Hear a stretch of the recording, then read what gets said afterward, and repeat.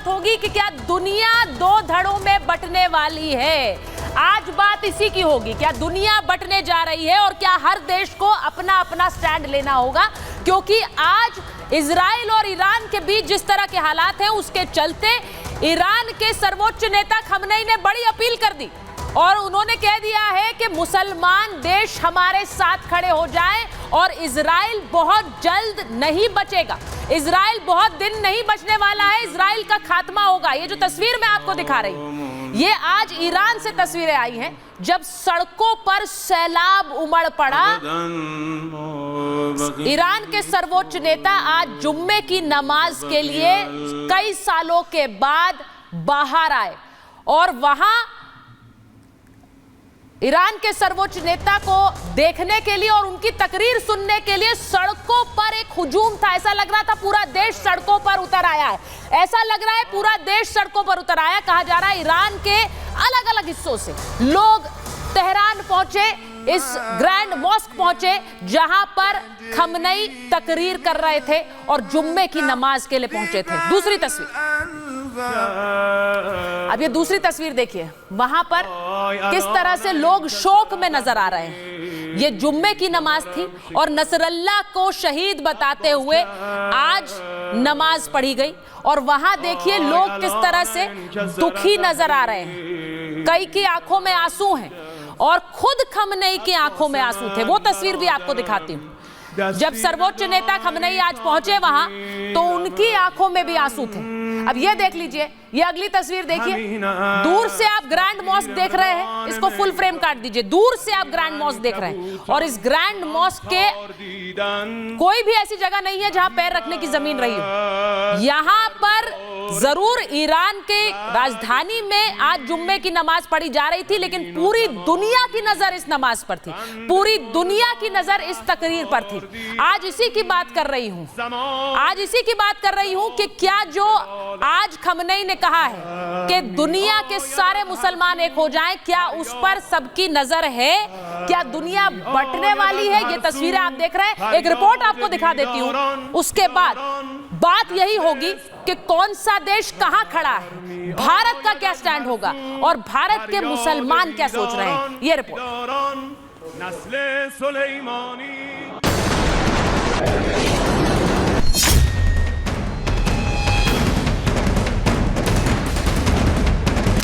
सफीउद्दीन से बदला कौन होगा अगला? दुनिया को बांटने वाला खामेनेई प्लान क्या दो धड़ों में बढ़ जाएगी दुनिया?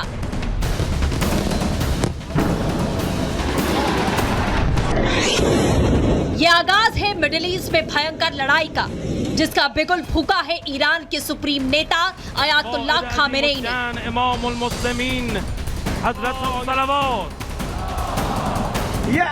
इजराइल पर 200 से ज्यादा मिसाइलें दागने के बाद जब पहली बार अयातुल्लाह खामेनेई दुनिया के सामने आए तो उन्होंने इजराइल के खिलाफ महायुद्ध का ऐलान कर दिया।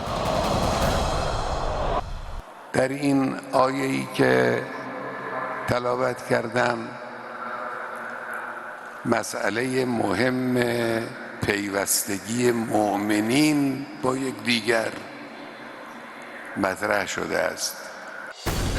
खामेनेई ने सिर्फ इजराइल के खिलाफ महायुद्ध का बुगुल ही नहीं फूका, बल्कि दुनिया को उस विश्व युद्ध के मुहाने पर लाकर खड़ा करने का भी ऐलान किया, जिसकी शुरू होते ही दुनिया भर में अशांति मच जाएगी, मारकाट होगी, दिखेगी तो चारों तरफ सिर्फ बर्बादी ही बर्बादी और चीख पुकार, क्योंकि खामेनेई ने दुनिया भर में रहने वाले मुसलमानों को युद्ध छेड़ने का आदेश दे दिया है।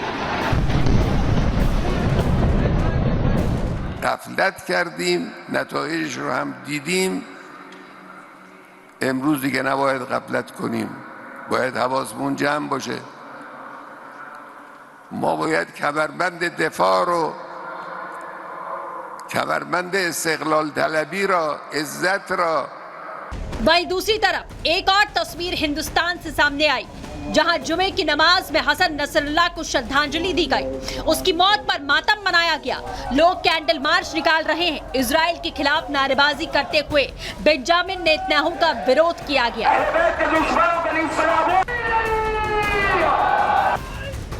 सोचिए, भारत में नसरल्ला को श्रद्धांजलि दी जा रही है, लेकिन दूसरी तरफ इजराइल का इंतकाम जारी है, क्योंकि 27 सितंबर को हिजबुल्लाह चीफ नसरल्ला ढेर हुआ। 28 सितंबर को हाशिम सफीउद्दीन ने हिजबुल्लाह की कमान संभाली और 4 अक्टूबर को इजराइल ने हाशिम सफीउद्दीन को मौत की नींद सुला दिया।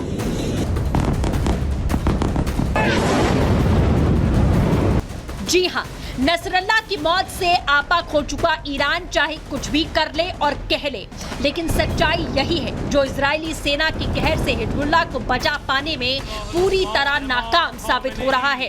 पहले हसन नसरल्ला और अब हिजबुल्लाह का नया चीफ हाशिम। लेकिन बड़ा सवाल ये कि इजराइल के निशाने पर अगला कौन है, क्योंकि इस लिस्ट में सबसे पहले नाम किसी का है तो वो है ईरान के सुप्रीम लीडर खामेनेई और IRGC चीफ हुसैन। ऐसे में तय है कि अगले चंद घंटों में ये दोनों देश पूरे मिडिल ईस्ट का भविष्य तय कर देंगे। Bureau report, Republic Bharat.